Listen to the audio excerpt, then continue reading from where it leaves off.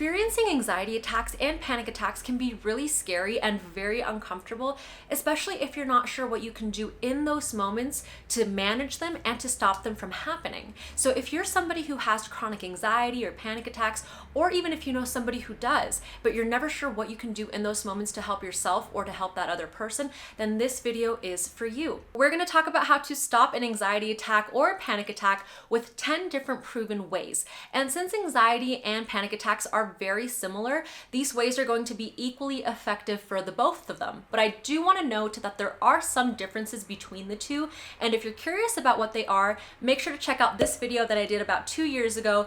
In it, I talk about the similarities and the differences a lot more in depth, as well as causes, symptoms, and treatments. So I'll make sure to link that in the description and in the cards for you. So let's get into the first way that we can begin to stop an anxiety or panic attack. We know that a lot of physical symptoms come along as a result of these attacks, and it can vary from person to person, but a lot of people report feeling things like shortness of breath or difficulty breathing, increased heart rate, upset stomach or other digestive issues, and so many other things. For this reason, tip number 1 is to use deep breathing, and this is why. We have a nerve called the vagus nerve, and it is the longest cranial nerve in the human body. It starts at the top of your spinal cord and it makes its way down throughout the body, and it's responsible for the regulation of many different organ functions. Now, just 3 of the several organ functions that the vagus nerve helps to regulate are digestion, heart rate, and respiratory rate. So we can see that connection now. When we have anxiety or panic attacks, we are experiencing symptoms that are related to heart rate,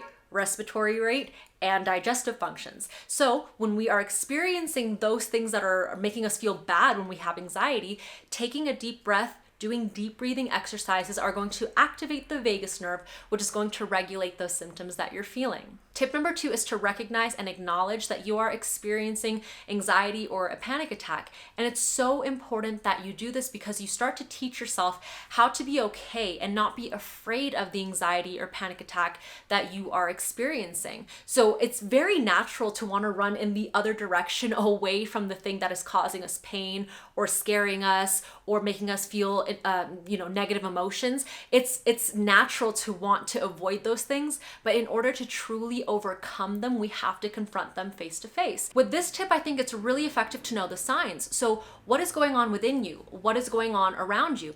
And is there something that happened that you can pinpoint that could have possibly triggered the anxiety or panic attack to happen? So recognizing these things will help you become better prepared in the future if and when you're around certain triggers, and how you can handle your anxiety when it comes up. Tip number 3 is to talk yourself through it, the same way that you would talk a friend through a difficult time.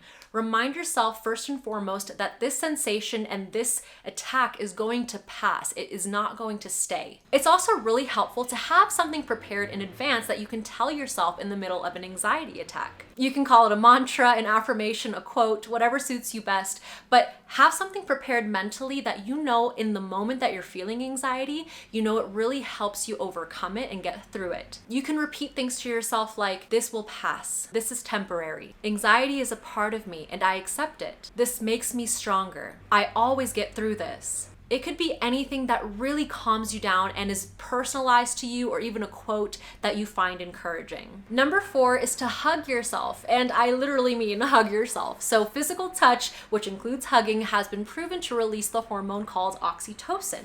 And oxytocin is known as the cuddle hormone or the love hormone. It really helps calm us down and it promotes overall happiness and well-being. The only thing is that not everybody likes to be physically touched when they're in the middle of an anxiety attack, and it can actually cause them more stress. So make sure that you communicate that. If you are reassured by an actual hug from somebody else, communicate that as well. But if not, try the self-hug. Number 5 is muscle relaxation techniques. And this is when you purposely tense up a group of muscles just for a few seconds, and then you release that tension to feel the sensation of being relaxed. It's important that you do not tense up your entire body at the same time. You divide it into different muscle groups. So you can start, for example, with your neck and your shoulders and hold that tension just for a few seconds, and then release that tension so that you can feel that sensation of being relaxed. From there, you can move on to one of your arms and focus on tensing your forearm, and then from there you can do the other arm. From there you can do your fists. From there you can move down to your back, your stomach, your thighs, your glutes, your calves, your feet, and even your toes.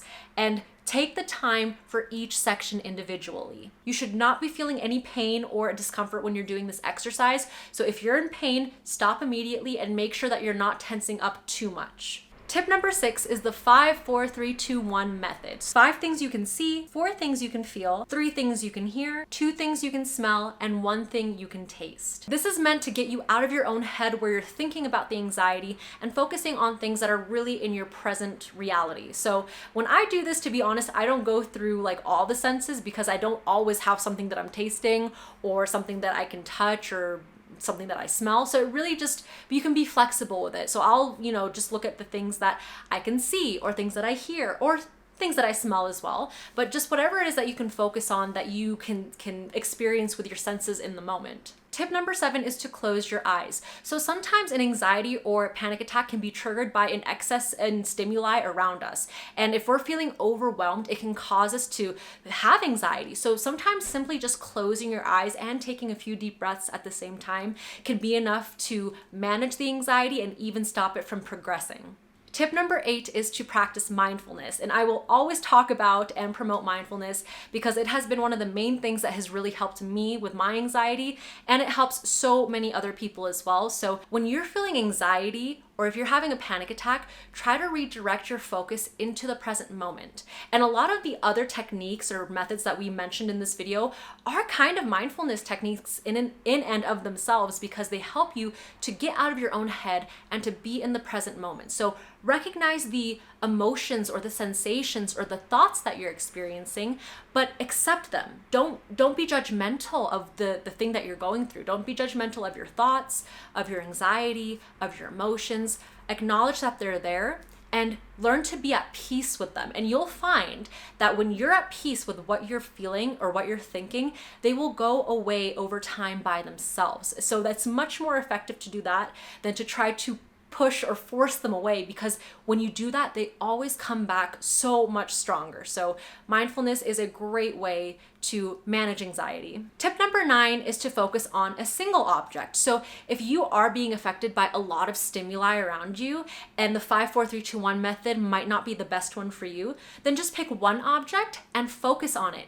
Try to name as many characteristics of that object as you can. Its size, different colors, textures. Does it smell a certain way? Is there, is it food that you can taste, right? So whatever that object is, focus on all of the characteristics for that single thing. And that will also help slow down your mind and ease anxiety as well. And tip number 10 is to use guided imagery. So imagining a place that makes you feel happy, makes you feel at home is a great way to reduce the effects of anxiety. It could be your childhood home, your favorite walk in nature, your favorite country that you visited, or even somewhere in your hometown that you just absolutely love. Visualize yourself in that place and feel the feelings that you have felt there before. And this will help calm you down because you're recalling on past feelings that you've had at the place that you are envisioning in your head. And this can really help calm you down and reduce the stress that you are feeling in that moment. So those were 10 proven ways that you could stop an anxiety attack or a panic attack. And I really hope that you found them useful and helpful. And the next time that you or somebody you know is experiencing an anxiety attack or a panic attack, you now have some tools under your belt that you can use. Thank you so much for watching. And if you're looking for more videos on mental health, mindset, self-care, or self-development, make sure to check out my channel, and I will be linking some of my other videos in the description box for you guys as well. In the meantime, I hope you're having a wonderful day or night wherever you are in the world, and I will see you in next week's video. Bye!